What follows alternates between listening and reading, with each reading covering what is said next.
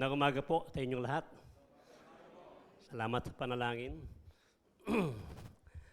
Muli nating basahin ang ating teksto sa unang Tesalonica, Kabanatang 4, talatang 13 hanggang 18. Dahan-dahanin ko lang po. Ngunit di namin ibig, verse 13, na kayo'y di makaalam, mga kapatid, tungkol sa nangatutulog. Ibig sabihin po ay mga namatay, upang kayo'y huwag mga lumbay na gaya ng mga iba na walang pag-asa. Sapagkat kung tayo'y nagsisisampalatayang si Jesus ay namatay at nabuhay na mag-uli, gayon din naman ang nangatutulog o ang mga namatay kay Jesus ay dadalhin ng Diyos na kasama niya.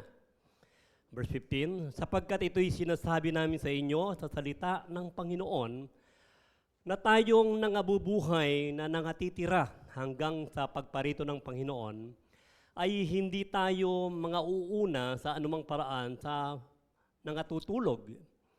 Sapagkat ang Panginoon din ang bababang mula sa langit. Isang araw po, bababa ang Panginoon, hindi natin alam kung kailan yon. May isang sigaw, may tinig ng arkanghel at pakakak o trumpet of God. At ang nangamatay kay Kristo ay unang mga bubuhay na mag-uli. Verse 17, pagkatapos daw, kung magkagayon tayong nangabubuhay na nangatitira ay aagawing kasama nila ng mga namatay sa mga alapaap upang salubungin ang Panginoon sa hangin. At sa ganito'y sa Panginoon tayo magpakailanman. Kaya't mag-aliwan kayo sa isa't isa ng mga salitang ito. Manalangin tayo. Ama namin sa langit, buksan mo nawa ang aming puso at isipan sa kapangyarihan ng inyong Espiritu upang maunawaan namin ang kapahayagan ng iyong salita at ito'y aming maipamuhay. Kung paanong buong tiyaga namin hinihintay ang mga katugunan mo sa aming mga panalangin, maging ganito rin nawa kami katyaga sa pakikinig ng inyong salita. At tanging pangalan nyo lang nawa ang aming maitaas at mapapurihan sa aming kalagitnaan sa ngalan ng aming Panginoong Kristo. Amen. Paalala ko lang po sa pagsisimula natin, ituon po natin ang ating isip sa pakikinig. Huwag natin hayaang manakawan tayo ng demonyo ng mga salita, kundi yung pong mga note dito, pwede nyong, pagkatapos po nito, dina-download ko yung mismong manuscript para makapag-focus lang kayo sa pakikinig at pagbabasa ng mga text natin. So, ang pinakang context po nitong pag-aaralan natin, sa Acts chapter 17, nangaral si Pablo sa Thessalonica sa loob lamang ng 3 linggo. Pero alam nyo, madali nilang tinanggap ang mabuting balita at marami sa kanila ang nakakilala sa Panginoon. At dahil doon, nainggit kay Pablo ang mga kalaban niyang mga Hudyo, kaya't sila'y ginulo, inusig, at alam nyo, kinaladkad ang ilang mga mananampalataya sa gitna ng bayan. Ibig sabihin, dumadana sila ng mga matinding pag-uusig, pero sa kabila nun, ay naging maiinit sila sa Panginoon. Bakit kaya? Ano kaya yung katuruan nilang natanggap? Kaya pagkatapos ng pag-uusig ay lumipat sina Pablo sa Berea at makalipas lang ang ilang buwan, pinapunta ni Pablo si Timoteo sa Thessalonica, dala ang sulat na ito para sila palakasin. Ilang buwan pa lang silang nakakakilala sa Panginoon, wala pang 1 taon. Kaya bago pa lamang sila sa pananampalataya, pero napaka-iinit nila. Ano kayang katuruan ng kanilang naunawaan? Ang unang tanong, bakit sila sinulatan ni Pablo? Balikan natin ang talatang 18. Sabi diyan, kaya't mangag-aliwan kayo, sabihin, may kalungkutan sila, sa isa't isa ng mga salitang ito. Sinulat ito ni Pablo upang palakasin sila at bigyang kaaliwan o to comfort them. Bakit? Ano ang nagbibigay sa kanila ng kalungkutan sa mga oras na yon? Sinabi pa ni Pablo sa talatang 13, ngunit hindi namin ibig na kayo'y di makaalam ng ano? We do not want you to be ignorant, sa English sabi ron, of what? hindi ko muna itutuloy, sinulatan sila ni Pablo dahil meron silang hindi nalalaman at hindi naiintindihan sa katuroang ito na tungkol sa rapture na magaganap sa pagbabalik ng ating Panginoong Jesucristo. At ang di pagkaalam na ito ang siyang nagiging sanhi ng kanilang kalungkutan, kalituhan, at pangamba. Ano ba ang mga nangyayari sa ating paligid? Siguro yan ang tanong nila. Anong paksa ang tinatalakay dito ni Pablo na di pa nila nalalaman? Basahin ulit natin ang talatang 17. Sabi rito, tayong nangabubuhay, nangatitira, ay ano? Ay aagawin kasama nila, ang tinutukoy dito yung mga namatay, o kasama ng mga patay na binuhay. Alam nyo, ang salitang aagawin ay mula sa salitang Latin na rapto. At dyan po nanggaling yung popular na salitang rapture.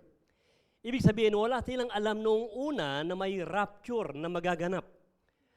Ang salitang aagawin ay mula rin sa salitang Griego na harpazo, na ang ibig sabihin ay to snatch away with violent force. Bagamat mas popular ang salitang rapture, ngunit alam nyo, mas malinaw at mas naiintindihan ang salitang to snatch away. Tulad ito ng pag-agaw o pagdagit ng mother eagle sa kanyang anak na agila upang iligtas sa isang tiyak na panganib. Ganyan gagawin sa atin ng Panginoon. Ngayon din naman, kapag nakikita at nararanasan natin ang mga nagaganap sa ating kapaligiran, tulad ng sunod na lindol, sa iba't ibang dako na ngayon lang nagaganap sa kasaysayan ng Pilipinas. Ayan, nakita niyo ba yan? Hindi nangyayari yan kailanman sa kasaysayan ng Pilipinas. Kung hindi natin alam o ignorante tayo kung ano ba ang mga dapat maganap bago bumalik ang Panginoon, tulad nila, ang kawalang kaalamang ito ay maaaring magbigay din sa atin ng kalungkutan, kalituhan, at pangamba. Kaya ang layunin ng pangangaral na ito ay ang maunawaan natin mula sa katotohanang itinuturo ng Biblia kung kailan magaganap ang rapture, saan, paano, at sino ang kukunin ng Panginoon para iligtas sa rapture. Kung nais natin malaman, matyaga natin pakinggan ang mensaheng ito na pinamagatang How to Understand the Rapture of the Church. Maraming nalilito rito. Paano ipinaunawa ni Pablo sa mga mananampalataya sa Thessalonica ang pag-agaw o rapture na gagawin ng Panginoon sa mga tunay na mananampalataya sa mundong ito sa kanyang muling pagbabalik? At para sa unang puntos, muli nating basahin ang talatang 13. Ngunit hindi namin ibig na kayo'y di makaalam. Merong gusto si Pablong ipaalam sa kanila na hindi nila alam. I do not want you to be ignorant. Ibig sabihin, may pasanin o burden si Pablo na nais niyang ituro sa kanila. Kaya nga lang, napaka-limited kasi nung time niya eh. Nando pa yung persecution, kaya wala nang time si Pablo na maituro ng maayos sa kanila. Bakit? Dahil mayroon silang di pa alam patungkol sa pagbabalik ng Panginoon. So, how to understand the rapture of the church? Ano ang una nating dapat malaman? Point number 1, the burden of the rapture. Ano yung pasanin ng katuruang ito? Bago natin alamin kung ano ang hindi nila alam, alamin muna natin kung ano yung alam na nila. O what they know. Number 1. Sinabi ni Pablo sa kabanatang 5, talatang 1 hanggang 2 ng Thessalonians, mga kapatid, hindi na kailangang isulat ko pa sa inyo kung kailan magaganap ang mga bagay na ito. Bakit sinabi ito ni Pablo? Ito yung sagot sa verse 2. Sapagkat alam na ninyo, okay? Hinto muna tayo rito. Ito yung mga alam na nila. Pero silang di alam, pero meron silang alam. Ano yung alam nila? Sapagkat alam na ninyo na ang pagdating ng Panginoon o the day of the Lord o yung Great Tribulation ay tulad ng pagdating ng magnanakaw sa gabi. biglaan, ibig sabihin. Kaya dapat handa tayo. Kaya bago tayo matulog, sinasara natin lahat na dapat isara, sa buhay natin ganun din. Dahil biglaang darating ang magnanakaw.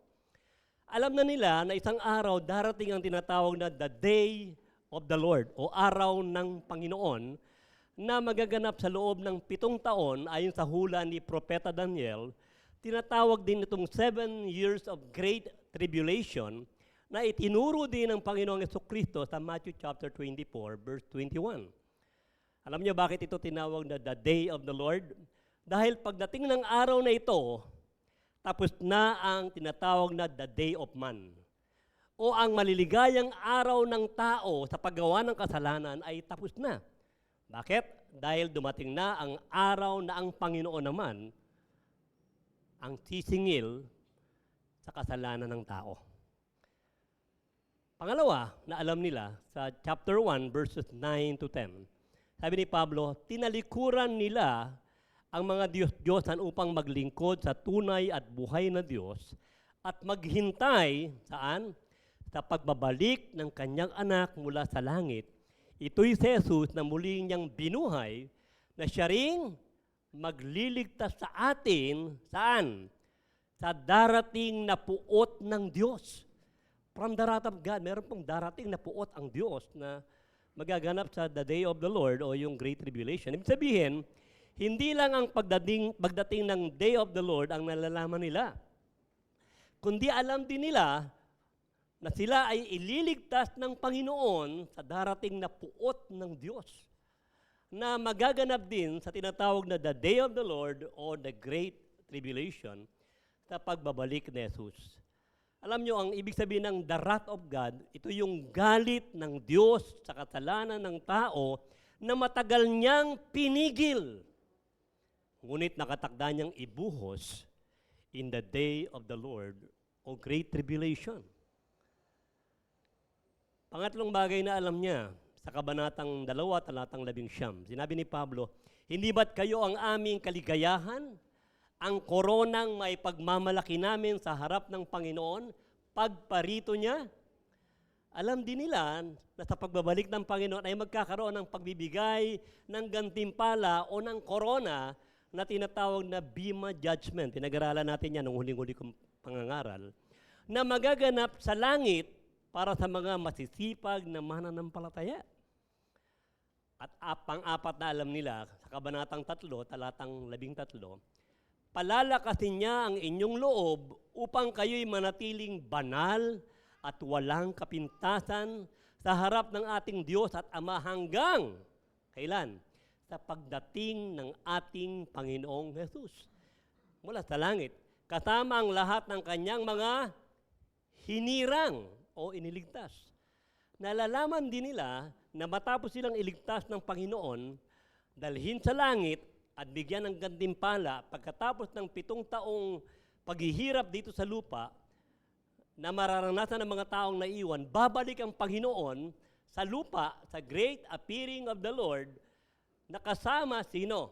Sabi rito sa talatang to, ang lahat ng mananampalatayang hinirang, galing sila saan? Mula sa langit. Kaya merong rapture muna. Kasi after 7 years, bababa ang Panginoon, kasama tayo. Binanggit ni Pablo, tinan niyo, obserbahan niyo, ang lahat ng nalalaman nila patungkol sa pagbabalik ng Panginoon. Kaya may alam sila. Marami silang alam. Mula Kabanatang 5, Kabanatang 1, 2, at 3. Ngunit, pagdating sa Kabanatang 4, sinabi naman ni Pablo, ang hindi pa nila nalalaman o what they do not know. At ano yon? At ito ay ang araw na patungkol sa pag-agaw ng Panginoon sa mga mananampalataya sa rapture. Ano ang unang-una na hindi nila alam? Verse 13. Sabi niyan, ngunit hindi namin ibig na kayo'y di makaalam, mga kapatid, tungkol sa nangatutulog. Tingnan niyo yung katabi niyo, baka tulog na. Hindi po physical na pagtulog yan, sorry po. Ibig sabihin niya, mga namatay na mananampalataya, upang kayo'y huwag mga lumbay na gaya ng iba na walang pag-asa. Burden number 1, may pasanin po. Number 1, burden. Ano yung destiny, the destiny of those asleep believers? Hindi nila alam kung ano ang kasasapitan ng mga mananampalatayang nangatulog na o mga namatay na bago pa dumating ang Panginoon. Ibig sabihin, namatay sila, wala pa ang Panginoon. Nag-aalala sila ron, problema nila yon. Hindi nila alam kung ang mga ito ba ay maiiwan sa lupa at hindi na makakapasok sa kaharian ng Diyos. Iniisip din nila kung sila ba ay magiging mga kaluluwa na lamang nalulutang-lutang sa alapaap at di magkakaroon ng bagong katawan. Kung sila ba ay mahihigitan ng mga mananampalatayang inabutan ng Panginoon na buhay at naisama sa langit. Bakit daw kailangan nilang malaman ito? Ulitin natin ang pagbasa sa talatang 3. Upang kayo'y huwag mga lumbay na gaya ng iba na walang pag-asa pag may namamatay. Alam nyo, normal lang kahit sa mga mananampalataya ang malumbay o malungkot kapag may namamatay. Siyempre, mamimiss natin sila. Tama? Si Jesus, umiyak siya nang namatay ang kaibigan niyang si Lazaro. Sinabi din ng Biblia, mapalad ang mga nakahapis. Ngunit, kung ang kalumbayan natin ay tulad ng kalumbayan ng mga hindi mananampalataya, na sabi dito ay walang pag-asa, alam nyo, hindi na po normal ang kalumbayang yon. At iyon ang kalumbayan na sinasabi ni Pablo na hindi natin dapat danasin. Bakit? Sabi mo sa katabi mo, may pag-asa tayo. Ang kamatayan ng di mananampalataya ay walang pag-asa. Dahil ito na ang kanilang katapusan. Ang kamatayan naman ng mga mananampalataya ay hindi pa katapusan. Kaya nga ang ginagamit na salita, kapag ang mananampalataya ang namamatay ay natutulog lang. Sa Bible. Bakit? Dahil pansamantala lamang ang kamatayan ng isang tunay na mananampalataya tulad ng natutulog. Sapagkat tayo ay muling bubuhayin ng Panginoon, yung mga namatay. Ngunit bukod sa hindi nila alam ang kahinat na ng mga namatay na mananampalataya, isa pa sa burden o pasanin ni Pablo, mayroon silang kalituhan na gumugulo sa kanilang isip sa kapatutunguhan naman ng mga buhay. Kanina, yung mga patay na. Mga buhay na mananampalataya. Burden number 2, the destiny of those alive believers. Sinabi ni Pablo sa 2 Thessalonians chapter 2, 1-3. Mga kapatid, nakikiusap kami sa inyo, verse 2, na huwag agad magugulo ang inyong isipan at mababahala. Bakit? Kung mabalitaan ninyong dumating na ang araw ng Panginoon. Ibig sabihin, may mga narinig silang fake news. May fake news na pala sa panahon nila. Na dumating na di umano ang araw ng Panginoon o 7 years of great tribulation. Verse 2, huwag kayong maniniwala, sabi ni Pablo, at huwag kayong magpapadaya kanino man sa anumang paraan.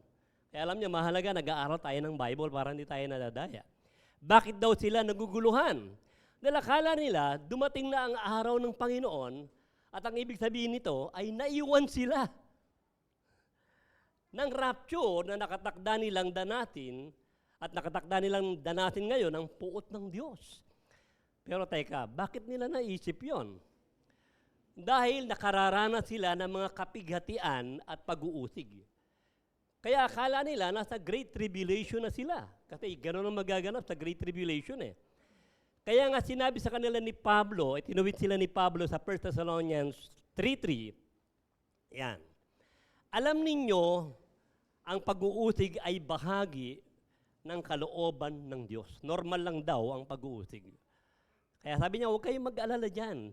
Normal sa mga mananampalataya ang dumanas ng pag-uusig dahil nakatakda iyong maganap. Magtaka nga tayo kung hindi tayo nakakaranas ng pag-uusig. Sapagkat sinabi ng Panginoon sa John chapter 15 verse 18 sa kanyang mga alagad, kung paano ako inusig, ay uusigin din kayo. At sa 2 Timothy chapter 3 verse 12, sino mang nais mamuhay ng matuwid, taas ang kamay. Sino pong nais mamuhay ng matuwid? Sabi ni Pablo, daranas ka ng pag-uusig. Subukan mong manindigan sa katotohanan, maraming magagalit sa'yo. Subukan mong sabihin yung totoo, maraming magagalit sa'yo. Subalit hindi ang pag-uusig na tulad nito ang kapighatiang sinasabi ni Pablo na magaganap sa Great Tribulation. Dahil ito ay magaganap ng sabay-sabay sa buong mundo, kaya nga ito tinawag na Great Tribulation. Sinabi pa ni Pablo, huwag kayong maguguluhan dahil, sabi pa sa chapter 2, verse 3, hindi darating, pakinggan niyo mabuti, ang araw ng Panginoon o yung Great Tribulation hanggat hindi pa nagaganap ang huling paghihimagsik laban sa Diyos at ang paglitaw ng suwail. Sino yon? Lilitaw at magpapakilala muna ang suwail na siyang tinatawag na Antikristo. Ganun po mangyayari. Bago, sa unang bahagi ng Great Tribulation, bago maganap ang matinding kapighatian sa kahirapan. Kasi rapture muna, tapos Great Tribulation, pero sa Great Tribulation, sa unang bahagi, magpapakilala muna ang Antikristo at wala na mga Kristiyano rito. Kaya hindi na ipararanas sa atin ng Panginoon ang Great Tribulation. Nalilito sila eh. Dahil sinabi rin ni Pablo sa 1 Thessalonians chapter 1, verse 10, na ililigtas tayo ni Jesus sa puot ng Diyos. Ano yung puot ng Diyos? Yung Great Tribulation. Lahat ng galit ng Diyos, ibubuhos niya ron. At gayon din ang sinasabi ng 1 Thessalonians 5:9, hindi tayo pinili ng Diyos upang parusahan sa Great Tribulation, kundi iligtas o dalhin sa rapture. Kaya, fake news ang kanilang nabalitaan na dumating na ang Panginoon sa Great Tribulation. Bakit? Dahil bago maganap ang paglabas ng Antikristo at ng Great Tribulation, ang unang-unang magaganap ay ang rapture. At alam nyo, ang rapture, walang palatandaan. Kaya nga siya tinatawag na imminent. Lahat ng mga kaganapan sa future, may mga palatandaan. Pero isa ang wala, yung unang-unang magaganap, yung rapture. Kaya nga dahil sa kalituhang ito, ipinaliwanag ni Pablo na ang rapture, unang-una, ang unang-unang magaganap bago maganap ang lahat ng ito.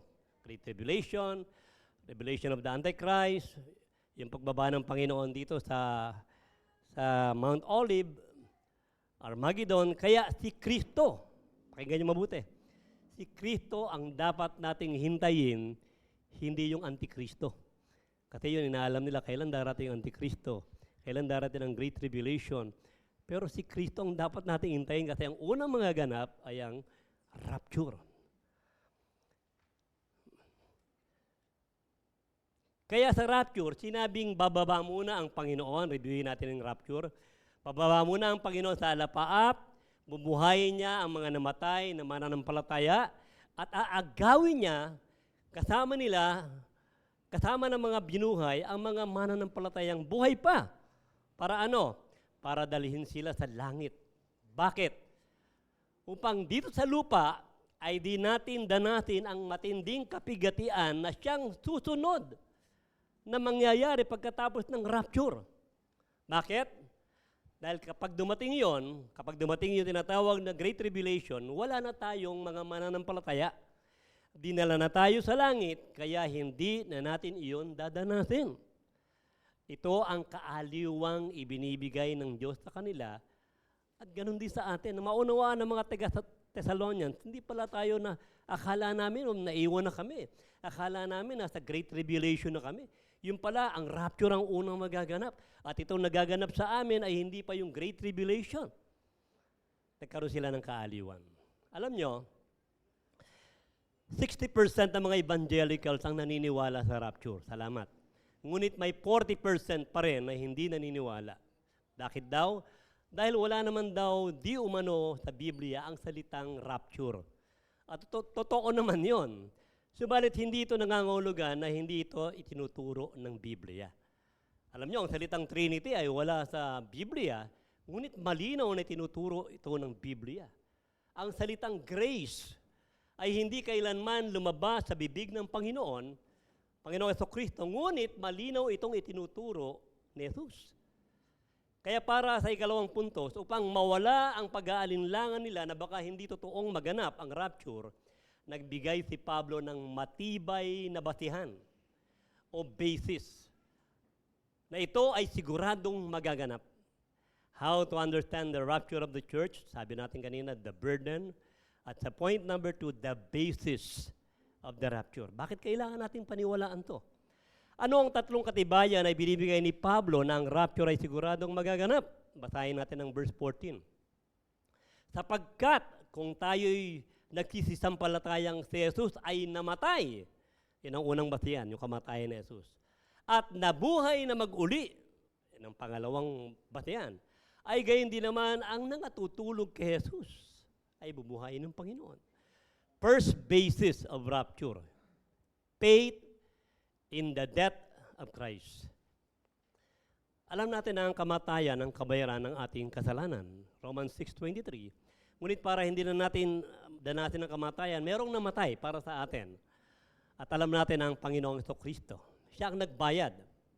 Kung pinanampalatayaan natin na namatay si Jesus sa krus para bayaran ang ating mga kasalanan, at kung kinilala natin siya bilang Panginoon at tanging tagapagligtas, therefore, ang kamatayan ng isang mananampalataya ay hindi na tatawaging kamatayan, kundi siya na lamang pagtulog. Nang ibig sabihin ay pansamantala lamang. Dahil sa ginawa ni Jesus sa krus, wala nang sting, wala nang kamandag sa atin ng kamatayan. At mamaya malalaman pa natin. Sabi ng Biblia, 2 Corinthians 5:8, to be present or to be absent from the body. Pag namamatay tayo, lumalabas, umaalis yung ating kaluluwa sa ating katawan. To be absent from the body is to be present with the Lord. Alam niyo ba ibig sabihin nun? Ibig sabihin nun, ang huling pagpikit ng isang taong namatay dito sa lupa, halimbawa pumikit siya ng huling pikit niya alas 7 ng umaga. Alam niyo ba na ang unang dilat niya sa langit ay alas 7 rin ng umaga? Bakit? Ibig sabihin, ang huling pagpikit o pag-absent ng isang mananampalatayang namatay dito sa lupa sa kanyang katawan ay siya namang unang pagdilat o pag-present niya sa langit sa piling ng Panginoon. Hindi niya naranasan yung kamatayan. Kunyari, mamatay na ako. Pagpikit ko, nandun na ako. At yun ang unang dilat. Hindi namamatay ang espiritu ng isang mananampalataya sa oras ng kamatayan. Ito ay diretsong pupunta sa langit sa piling ng Panginoon. Sa katunayan, sa Acts chapter 59, verse 7, chapter 7, 59 to 60, nang naghihingalo na ang mananampalatayang si Stephen na pinatay nila sa pamamagitan ng pagbato, sinabi niya habang nakatingin siya sa langit, habang binabato siya, mamamatay na siya, naghihingalo na siya. Sabi niya, verse 59, Panginoong Jesus, tanggapin mo ang aking espiritu. So, saan pupunta yung espiritu niya? At nang makarating sa langit ang kanyang espiritu, ano naman ang sinabing nangyari sa kanyang katawan? Verse 60. At pagkasabi niya noon, ay nakatulog siya. Hindi po siya natulog, ha? Bagamat siya'y namatay, sinabing nakatulog lang siya. Bakit? Kaya ang salitang pagtulog, pag kami namamatay, natulog lang siya, ang salitang pagtulog ay applicable lang sa katawan ng isang mananampalatayang namamatay. At hindi sa espiritu, dahil di namamatay, o di natutulog ang espiritu, kundi pumapanig sa langit sa piling ng Diyos, kung siya ay mananampalataya, at ang mga sakit nito, kung siya ay hindi mananampalataya, ang espiritu niya ay diretso sa impyerno. Yan ang masakit. Second basis of rapture, faith in the resurrection of Christ. Ang pagbuhay ng Diyos kay Jesus ay katibayan. Bakit siya binuhay ng Panginoon? Katibayan na tinanggap ng Diyos ang alay ni Jesus sa krus bilang kabayaran ng ating mga kasalanan. Alam niyo kung hindi na buhay si Kristo, ibig sabihin, may kasalanan siya at namatay siya at hindi niya kayang bayaran yung kasalanan niya, mas lalong hindi niya kayang bayaran yung kasalanan natin. Subalit nung nabuhay sa Jesus, ibig lang sabihin nun, walang kapangyarihan sa kanya ang kamatayan dahil wala siyang kasalanan at iyon ay katibayan na tinanggap ng Diyos yung ginawa niya sa krus at talagang naging kalugod-lugod sa Diyos yung ginawa niyang pagsasakripisyo ng kanyang buhay sa krus. Kaya sa verse 14, sabi rito, sapagkat kung tayo'y nagsisampalatayang sa Jesus ay namatay at nabuhay na mag-uli. Therefore, gayon din naman, alam niyo, sa araw ng rapture, ang katawan ng mga nangatutulog o namatay na mananampalataya na na kay Jesus, malinaw yun na kay Jesus ay dadalhin ng Diyos na kasama niya. Saan? Saan dadalhin? Sa langit para muling isama sa espiritu nilang nasa langit. Yung katawan nasa lupa, natutulog lang, nabubulok, yung espiritu ng mananampalataya nasa langit, sa rapture, bababa yung espiritu kasama ni Kristo, bubuhayin ng Panginoon yung katawan at magsasama uli yun. Sa Biblia, binuhay ni Jesus si Lazaro. Ikalawa, ang anak na lalaki ng babaeng balo sa Nain. Ikatlo, ang anak na babae ni Jairus. At ikaapat, binuhay din ni Jesus ang sarili niya. Kaya, siguradong magagawa rin niyang buhayin ang mga mananampalatayang namatay. Third basis of rapture, faith in the revelation of Christ. Tingnan niyo, sabi ni Pablo sa verse 15, sapagkat ito'y sinasabi namin, yung kapahayagang sinasabi ni Pablo na yun, sabi niya, sinasabi ko to sa inyo sa salita ng Panginoon o galing sa revelation of the Lord. Siguradong magaganap ang rapture dahil ito ay ipinangako at ipinahayag mismo ng Panginoon. At hindi magsisinungaling ng Panginoon. Sa John 14, 1-3. Nang malapit ang umalis si Jesus, papunta sa langit, nalulungkot ang mga alagad dahil hindi na nila makikita si Jesus. Kaya sinabi ni Jesus sa kanyang mga alagad, huwag mabagabag ang inyong kalooban. Sa bahay ng aking ama ay maraming silid. Pupunta ako roon upang ipaghanda ko kayo ng inyong matitirhan. Verse 3, at kapag nga ipaghanda ko na kayo ng matitirhan, ako'y, babalik. Ayun yung rapture. At pagbalik niya, isasama ko kayo upang kayo makapiling ko kung saan ako naroroon. Nasaan siya? Sa langit. Bukod pa rito, personal din na inihayag ng Panginoon kay Pablo ang detalye ng kanyang pagbabalik sa rapture. Kaya nga sinabi ni Pablo sa 1 Corinthians chapter 15, verse 51, isang hiwaga o mystery ang sinasabi ko sa inyo. Ano ang hiwagang to? Hindi lahat tayo'y mamamatay. Hindi pala lahat mamamatay. Ibig sabihin, ang mga mananampalatayang aabutan ng Panginoon ay hindi natatanda at di na mamamatay. Kung bukas, darating ang Panginoon, sabi mo sa katabi mo, hindi ka na mamamatay. Hindi ka na ilalagay sa kabaong, hindi ka na ililibing. Yan yung pag-asa natin. Kaya hinihintay nila ang pagbabalik ng Panginoon. Mamamatay na ako, wala pa ang Panginoon. Ngunit lahat tayo'y, sabi rito, babaguhin. Ibig sabihin, kung binigyan ng bagong katawan ang mga namatay, huwag ka malungkot. Tayo ring buhay ay bibigyan ng glorified body. Baka sabihin mo, Lord, kailangan ko munang mamatay para buhayin niyo ako. Hindi. Pwede ka rin bigyan ng Panginoon ng glorified. Verse 52, sa isang iglap, ano sabi ni Pablo? Pag dumating ang Panginoon, isang iglap lang. Sa isang kisap mata. Gumano nga kayo? Yan, ganun lang kabilis. Tapos na ang lahat. Wala na tayo lahat dito. Lahat ng mga tunay na nananampalataya. Kasabay ng huling pag-ihip ng trompeta, nasa 1 Thessalonians din yon, ang mga patay ay muling bubuhayin at di na muling mamamatay. Babaguhin tayong lahat. Buhay at yung mga binuhay, verse 53. At ang ating katawan, tinutukoy dito yung mga Kristiyanong buhay pa, katawang nabubulok ay papalitan ng hindi nabubulok. Nagkakaroon na ba yung bahagi ng katawan yung medyo nabubulok na? Hindi na tagyawat? May mga sugat-sugat? Sabi ng Panginoon, huwag ka malungkot, papalitan niya ng Panginoon, hindi nabubulok. At ang katawang namamatay ay papalitan ng katawang hindi namamatay. Kaya alam nyo, sa pagbabalik ng Panginoon sa kanyang millennial kingdom, malulugi ang mga funeral parlor kasi wala nang kamatayan doon. Sinasabi ni Pablo na ang katuruang ito ng rapture ay isang hiwaga o mystery. Ano ibig sabihin nun? Alam nyo, kapag sinabing mystery, ito ay katotohanang hindi inihayag sa lumang tipan, ngunit ngayon ay inihayag na. Kaya alam nyo, wala kayong makikitang rapture na itinuro o inihula sa lumang tipan. Ito rin ang dahilan kaya ang katuruan ng rapture ay hindi nalaman agad ng mga taga-Thessalonica. How to understand the rapture of the church? So number 1, the burden of the rapture, the basis of the rapture, at meron pang number 3, the beneficiaries of the rapture. Sino lang ang masasama sa rapture?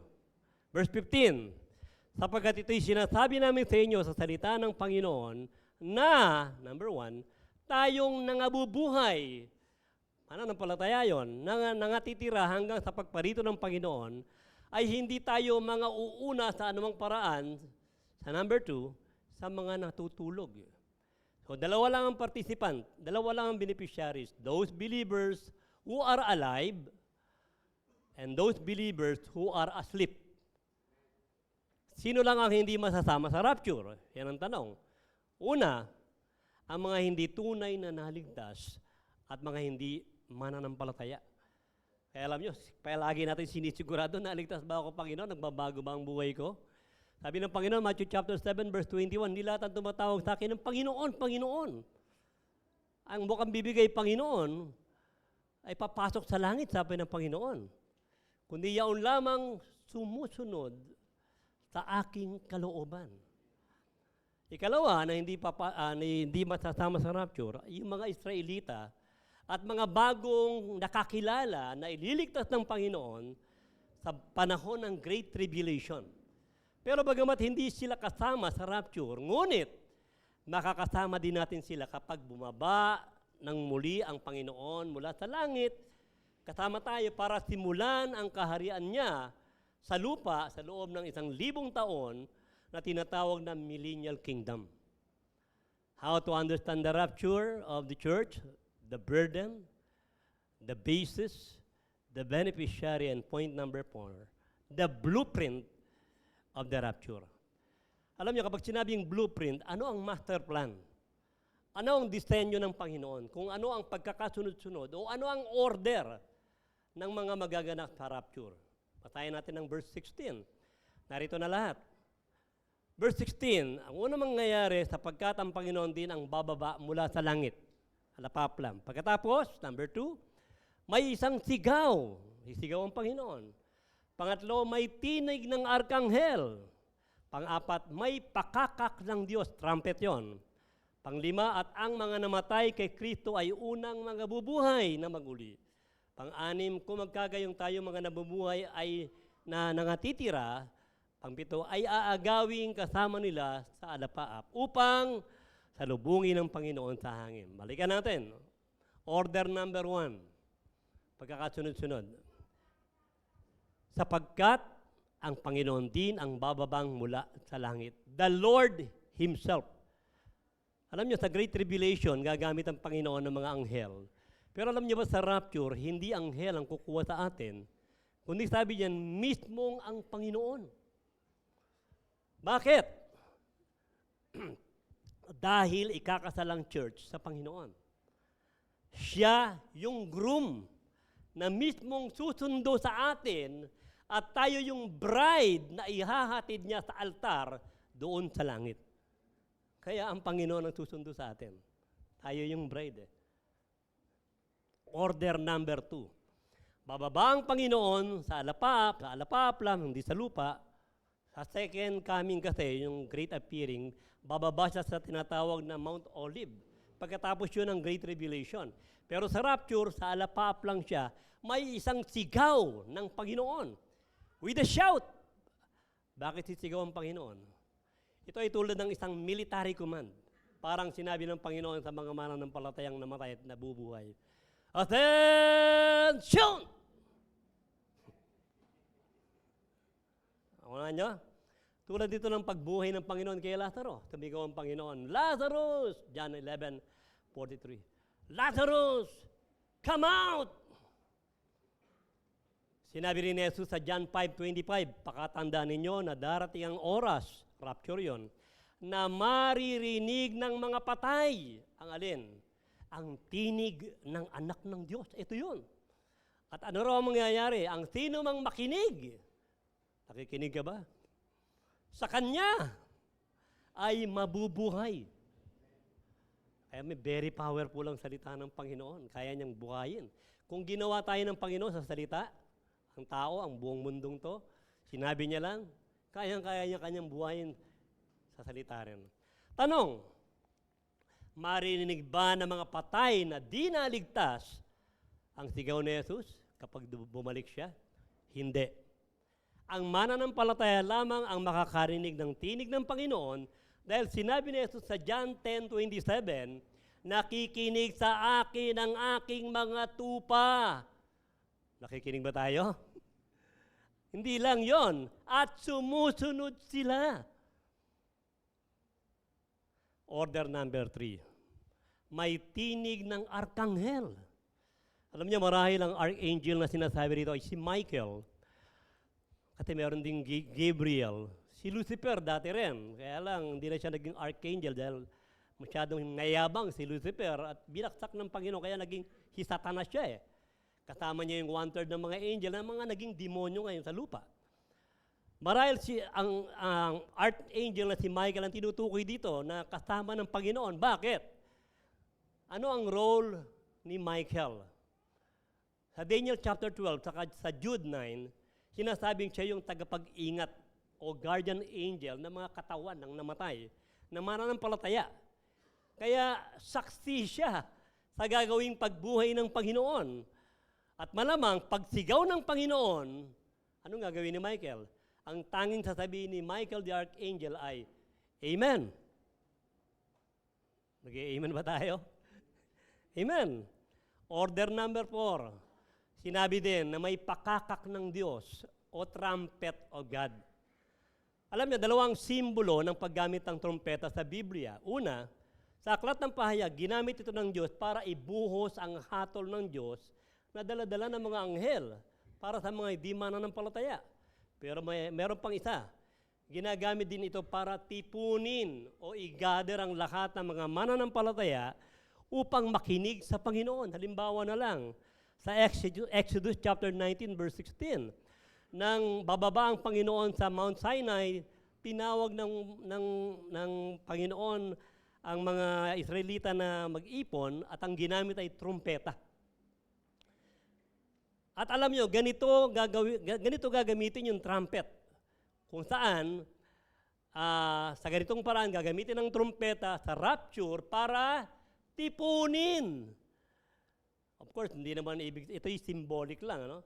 Hindi natin kailangan ng trumpet para marinig. Ito'y symbolic lang na mayroong gathering na magaganap. Kung saan tatawagin ang lahat ng mananampalataya sa lahat ng sulok ng daigdig, ang mga binuhay, at tayo na buhay pa. Order number 5. Ang mga namatay kay Kristo ang unang mga bubuhay na mag-uli. Kaya alam nyo, hindi sila lugi. Sabihin natin, patay na sila. Pagdating ng rapture, sila ang unang mabubuhay na mag-uli. Paano ito gagawin ng Panginoon? Sinabi sa verse 14, ang nangatutulog kay Jesus ay dadalhin ng Diyos na kasama niya. Anong ibig sabihin nun? Ito ibig sabihin niyan. Ibig sabihin, ang mga espiritu ng mga natutulog na mananampalataya, natin yun, na namatay, na mananampalataya, na nasa langit ngayon, sa piling ng Diyos, ay ano? Pagbaba ni Kristo, dadalhin ni Jesus pagbaba niya sa alapaap. So, bumaba si Kristo, kasama niya yung mga espiritu ng mga namatay. Pagkatapos, bubuhayin niya ang mga nakalibing na katawan ng mga Kristiyanong ito at dadalhin ang mga katawan sa alapaap at muling isasama sa kanilang mga espiritu. Kaya may katawan na uli ang mga namatay ng mga mananampalataya sa rapture. Ano? Pagkatapos, order number 6, verse 7, tayong nangabubuhay na nangatitira ay aagawing kasama nila ng mga binuhay. Tayo namang nabubuhay, papalitan din ng Panginoon ng ating mga katawan. Kahit hindi pa tayo namamatay. Bakit? Ang tanong. Dahil alam nyo, sabi ng 1 Corinthians 15, verse 50, flesh and blood cannot inherit the kingdom of God. Hindi pa pasok sa langit ang katawang ito na may laman at dugo na tulad ng katawan ni Adan. Bakit? Dahil ito ay nabatikan ng kasalanan. At may natitira pang makasalanang pagnanasa. Ang katawang ipapalit sa atin ay katulad ng niluwalhating katawan ng Panginoong Yesus na hindi nagnanasa sa kasalanan. Wow, sarap nun.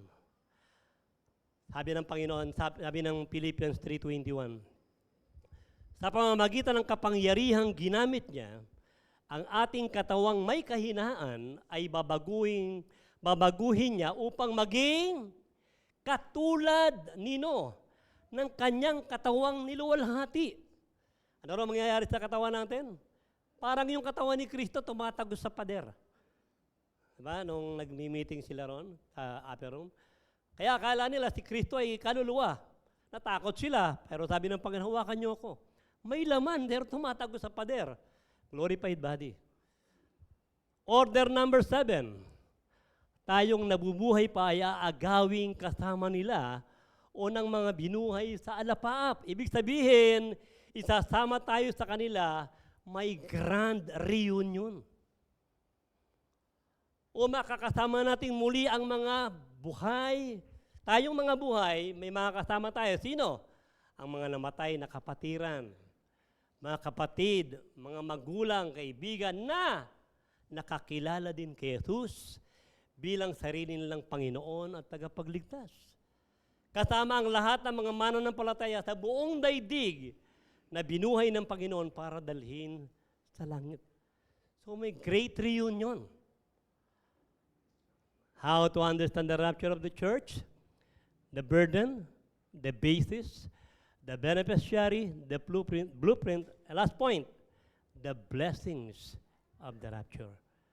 May blessing ang rapture. Verse 17. At sa ganito'y sa Panginoon tayo magpakailanman. Verse 18. Kaya't mga gaaliwan kayo sa isa't isa ng mga salitang ito na ipinangako ng Panginoon. First blessing, makakasama natin ang Panginoon magpakailanman. Kung paanong sa kasal, sabi ng Panginoon, ang pinag-isa ng Diyos, hindi mo pwedeng paghiwalayan. Siguro pwedeng maghiwalay physically, pero sa Panginoon, hindi dapat maghiwalay ang ikinasal. Bakit? Kaya hindi naman sa langit. Kapag ang mga mananampalataya, ang church ay ikinasal sa Panginoon, ibig sabihin, hindi na tayo mawawalay sa Panginoon magpakailanman. Second blessing, kaya't mag-aliwan kayo sa isa't isa na mga salitang to. Kaya tayo narito ngayon at matyagang nakikinig ng salita ng Panginoon para magpalakasan upang mawala sa atin ang mga kalituhan at pangamba kung masasama ba tayo sa Panginoon at kung paano siya babalik para kunin tayo. Paano pinalakas ni Pedro ang mga mananampalatayang inusig sa Asia Minor. Alam niyo, sa 2 Peter, sinasabi ng Biblia na sa huling araw, ngayon, lalabas ang mga hindi mananampalatayang mga manunuya o mga aasar. Aasarin nila yung mga Kristiyano at sasabihin nila, 2 Peter 3:4. Nangako siyang darating, hindi ba? Nasaan na siya? Namatay na ang ating mga ninuno. Ngunit wala pa ring pagbabago, buhat ng likain ang mundong ito. Kaya sabi ng mga hindi mananampalataya, di totoo yan, rapture, tagal-tagal na yan. Paano sila sinagot ni Pedro? Sa verse 5-6. Wala nga bang pagbabago ang magandang mundong ito na nilikha ng Diyos? Sabi ni Pedro, hindi ba nang ayaw magsisi ng mga tao sa panahong yon? Sa mga kasalanan nila ay ginunaw ng Diyos ang mundong ito sa pamamagitan ng malaking baha sa panahon ni Noah. Wala bang pagbabago? Nang gumawa ng malaking barko o arko si Noah at babalaan ang mga taong magsisi, hindi ba pinagtawanan nila si Noah? Di totoo yan. Gumawa pa ng barko si Noah nandoon sa bundok. Paano mo ibabayan sa dagat? Siguro pinagtatawanan nila si Noah. Darating ang malaking baha. Di totoo yan. Gumawa ka nga ng barko, nasa itaas ng bundok eh. Kasi nga babaha. Ngunit nang bumuhos ang ulan at pinabaha ng Diyos ang buong mundo, sa loob ng arko, iniligtas, iningatan at binigyan ng kaaliwan ng Diyos si Noah at ang pamilya niya. Habang hinahatulan ng Diyos ang mga tao sa labas ng arko. At alam niyo kung sino yung arko? Si Jesus ang ating arko. Sinabi ng Panginoong Jesus sa Matthew chapter 24 verse 37, ang kanyang muling pagbabalik ay tulad ng pagdating ng malaking baha sa panahon ni Noah. Sabi ng Panginoong Jesus, habang abala ang lahat ng tao sa paghahanap ng kanilang mapapangasawa, kakainin at iinumin. Pastor, okay lang. Dumating ang hatol ng Diyos. Si Pastor hindi abala dyan. Inatupag niya ang pangaral ng salita ng Panginoon. Sinabi pa ni Pedro sa verse 7, sa huling panahon, gugunawing muli ng Diyos ang mundong ito, ngunit hindi na sa pamamagitan ng baha, kundi sa pamamagitan ng apoy para hatulan ang kasalanan ng mundong to. Gawa ng bagong new heaven and new earth ang Panginoon. Kaya, sabi ni Pedro, wala bang pagbabago? Dapat ba tayong mainip sa pagbabalik ng Panginoon? Sinabi ni Pedro, verse 8, mga minamahal, huwag ninyong kalilimutan na sa Panginoon, ang isang araw ay tulad ng 1,000 taon. At ang 1,000 taon ay tulad ng isang araw lamang. Kaya kung naiinip na tayo, dahil 2,000 taon na ang nakalipas, kung saan nangako sa Jesus na siya ay muling babalik, isipin natin na para sa Panginoon, parang 2 araw pa lamang yun. Kaya hindi naiinip ang Panginoon. Ikaw lang ang naiinip. Kasi alam niyo ba, ang Panginoon wala silang time. Sa langit, walang time. Lahat sa langit ay present. Walang kahapon, walang future. Ngunit ano ang talagang dahilan kung bakit di pa bumabalik ang Panginoon? Alam niyo ang dahilan? Basahin niyo yung verse 9. Ang Panginoon ay hindi nagpapabaya sa kanyang pangako gaya ng inaakala ng ilan. Hindi nakakalimutan ng Panginoon yung pangako niyang babalik siya. Sa halip, nagbibigay siya ng pagkakataon sa lahat. Sapagkat hindi niya nais na may mapahamak, kundi ang lahat ng tinakda niyang maligtas ay makapagsisisi at tumalikod sa kasalanan. Hindi lang si Apostol Pablo at si Apostol Pedro ang nagbigay ng babala sa Biblia sa nalalapit na pagbabalik ng Panginoon. Maging ang Panginoon ay nagbigay ng napakaraming babala. At itong babalang to na ibigay ng Panginoon ay kapupulutan natin ng aral kung paano tayo masasama. Pakinggan natin mabuti. Matthew chapter 24, 1-13. Tagayin lang natin. Sabi rito, sabi ng Panginoong Jesucristo, makinig kayo, sabi niya sa kanyang mga alagad. Sino yung masasama? Ang kaharian ng langit ay matutulad dito. May 10 dalagang lumabas upang sumalubong sa lalaking ikakasal. Sino yun? Si Kristo. Bawat isa'y may dalang ilawan, yung 10 mga dalaga. Ang 5 sa kanila ay hangal, sabi ng Panginoon, at ang 5 na may matatalino.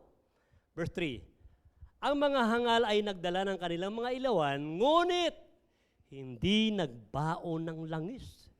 Ano ibig sabihin nun?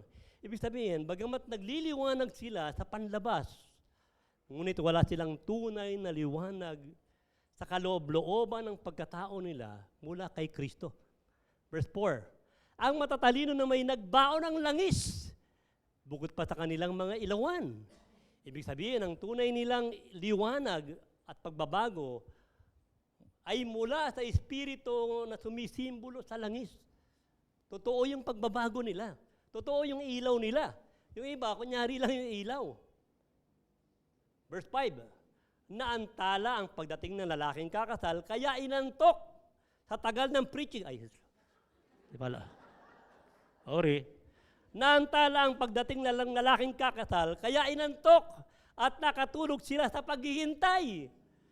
Ibig sabihin, pakinggan nyo, habang hinihintay natin ang Panginoon, parehong dumarating ang panghihina at pagkainip sa buhay ng mga tunay na naligtas, maging sa mga professing Christians. Verse 6, ngunit ng hating gabi na'y may sumigaw habang busy ang lahat sa pagtulog. Narito na ang lalaking kakasal. Lumabas na kayo upang salubungin siya. Rapture na. Verse 7, agad bumangon ang 10 dalaga at inayos ang kanilang ilawan. Bakit kailangan nating ayusin ang ating ilawan? Dahil ang nagliliwanag at nabago nating buhay ang siyang katibayan ng ating pananampalatayang buhay. Yan ang hahanapin ng Panginoon. Totoo ba tayong naligtas? Nagbago ba talaga ang buhay natin? Verse 8, sinabi ng mga hangal sa matatalino, bigyan naman ninyo kami ng kahit kaunting langis. Andap-andap na ang aming mga ilawan. Ibig sabihin, hindi tatagal ang panglabas na pagbabago na nagmumula lamang sa sariling kaparaanan at hindi mula sa tulong ng Espiritu Santo. Bakit tayo nakakapagpatuloy sa Panginoon? Sa lakas ba natin? O dahil sa biyaya ng Diyos? Yun. Verse 10, kaya't lumakad ang 5 dalagang iyon upang bumili ng langis. Yung walang liwanag, akala nila nabibili ng pera ang kaligtasan. Habang wala sila, dumating ang lalaking ikakasal. Ang 5 nakahanda. Anong mo sa katabi mo? Nakahanda ka ba? Ang 5 nakahanda ay kasama niyang pumasok sa kasalan at isinara ang pinto. Ibig sabihin, nasama yung 5 matatalinong dalaga. Verse 11, pagkatapos dumating naman ang iba pang dalaga, yung naghahanap ng langis, Panginoon, Panginoon, papasukin po ninyo kami. Naghintay naman kami. Pakiusap nila, verse 12, ngunit tumugon ang Panginoon, sino ba kayo? Hindi ko kayo nakikilala. At naiwan naman ang 5 hangal. Alam nyo, ganito rin ang sinabi ng Panginoon sa Matthew chapter 7, verse 21 to 23. Hindi lahat ang nagsasabi ng Panginoon, Panginoon ay papasok sa langit. Kundi yaon lamang sumusunod sa kalooban ng Ama. Lumayas kayo sa aking harapan, hindi ko kayo nakikilala, sabi ng Panginoon. Pareho ang sinabi ng Panginoon. Teka, hindi ba talaga sila nakikilala ng Panginoon? Bilang Diyos, lahat ay nakikilala ng Panginoon. Maging ang ating buhok ay bilang ng Panginoon. Kung ganon, bakit sinabi ng Panginoon, hindi ko kayo nakikilala? I never knew you. Ang ibig sabihin nun, bagamat kilala sila ng Panginoon sa pangalan, ngunit hindi sila kinikilala ng Panginoon sa harap ng kanyang Ama sa langit. Dahil, hindi sila tunay na naligtas. Verse 13, pagkatapos nito'y sinabi ni Jesus, kaya't magbantay kayo, sapagkat hindi ninyo alam ang oras, ang araw o ang oras man. Anong babantayan natin? Ang ating sarili. Hindi yung iba. Sinabi ni Pablo, 2 Corinthians 13:5, examine yourself. Hindi natin na-examine ang ginawa ng Panginoon. Alam natin sigurado yun, may security of salvation. Pero sigurado ko bang natanggap mo ito? Nakikita mo ba sa buhay mo? Siyasatin natin ang ating sarili kung tayo ba ay tunay na nagbabago, naligtas, tunay na nagsisisi, palagi ang may pagkamuhi sa kasalanan at may pagnanasang mapagtagumpayan ang kasalanan at mamuhay sa kabanalan. Araw-araw mo ang pinagsisikapang mag-aral ng Biblia, mag-devotion, para lalo tayong lumago at mag-ilaw sa Panginoon. Manalangin. Nang sabihin ng Panginoon na magbantay tayo kung kailan siya darating, hindi ibig sabihin ay alamin natin ang eksaktong oras at araw. Darating ang Panginoon sa June 25, alas 5 ng hapon. Hindi ganon. Sapagkat sinabi mismo ng Panginoon na walang sinumang nakakalam ng oras o araw kung kailan siya darating. Matthew chapter 24:44. Kung gayon, bakit niya sinabing magbantay tayo kung kailan siya darating? Ang ibig sabihin ng oras dito ay hindi oras o araw sa kalendaryo o sa relos natin. Ibig sabihin ng oras dito ay season o panahon. Pwede raw nating malaman sa panahon. Kung uulan, napapansin natin, nakikita natin mukhang uulan. Kung aaraw, mapapansin din natin. Nang tanungin ng mga alagad si Jesus kung kailan siya babalik, nagbigay ng clue. Clue lang ha.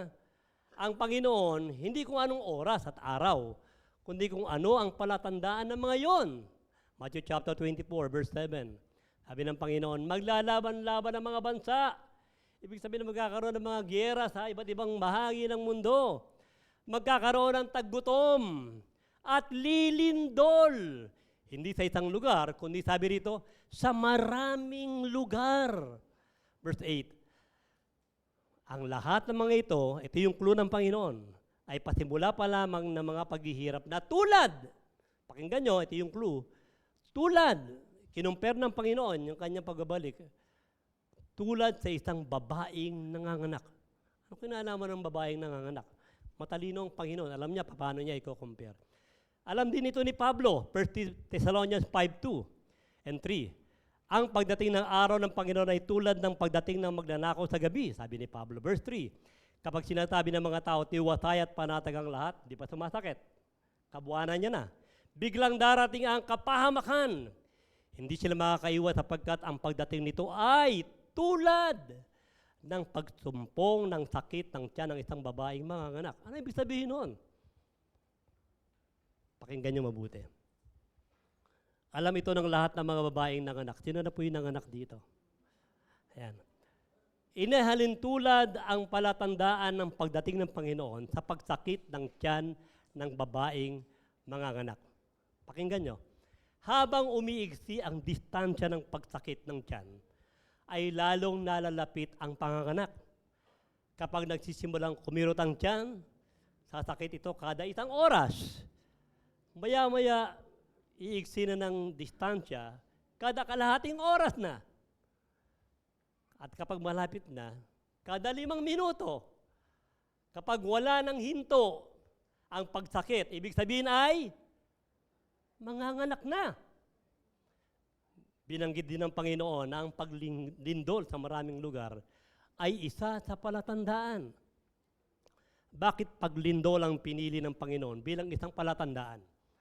Dahil hindi nagsisinungaling ang lindol. At hindi kayang pigilin at dayain ng tao ang lindol. Noong araw, kapag lumindol sa isang lugar, ang kasunod na lindol ay paglipas ng 10 hanggang 20 taon. Tama?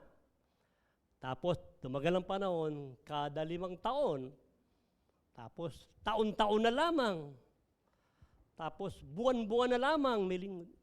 At linggo-linggo na lamang. Katulad na lamang ng nangyayari sa Pilipinas. Ano daw ang ibig sabihin nun? Palatandaang malapit ang manganak. Dumating ang Panginoon. Paano ka magiging handa? Sabi ni Pablo, Colossians 3:2. Ang mga bagay na panlangit ang isaisip ninyo, hindi ang mga bagay na panlupa. At ganoon din sabi ng Panginoon, Matthew 24:35, lilipas ang langit at ang lupa. Ngunit hindi lilipas ang aking mga salita hanggat hindi ito nagaganap. Kumusta na kapatid? Handa ka na ba sa pagbabalik ng Panginoon? Tunay ka bang naligtas? Ipinamumuhay mo ba ang kaligtasang ito? At kung sigurado ka na, ligtas na rin ba ang mga anak mo? Kapatid? Magulang? Paano kung maiwan sila? Nagliliwanag ba ang pagiging Kristiyano mo? Paano kung maiwan ka? Huwag naman sana. Manalangin tayo. Panginoong Yesus, kayo po ang tunay na nakakakita sa aming tunay na kalalagayan sa inyong harapan. Iligtas niyo po kami sa kasalanan at sa darating na paghatol mo sa mundong ito. Alam po namin na sa iyong pagdating, iiwan din namin ang lahat ng bagay sa mundong ito at wala kaming madadala maliban sa pananampalataya namin sa mga pangako mo. Tulungan niyo kami na ilaan namin ang aming buhay, oras, panahon at lakas. Hindi lang sa mga bagay sa mundong ito, na amin ding iiwanan, kundi naisin naming lumalim at lumago sa pagkakilala sa iyo. Kamuhian at talikuran ng kasalanan at naising makapamuhay sa kabanalan. Yamang ito ang nais mong maganap sa amin. Ang magningning kami tulad ng babaeng ikakasal na iyong pakakasalan. Ihanda niyo po kami maging ang aming mga mahal sa buhay. Maibahagi nawa namin sa kanilang mabuting balita ng kaligtasan at makita nila ang mga pagbabago sa buhay namin upang kahit papaano ay makita nilang mayroong Kristong nagliligtas. Maawa po kayo, Panginoon, magligtas po kayo sa amin sa mga oras na ito. At ito po ang aming samod dalangin sa pangalan ng aming Panginoong Jesucristo. Amen.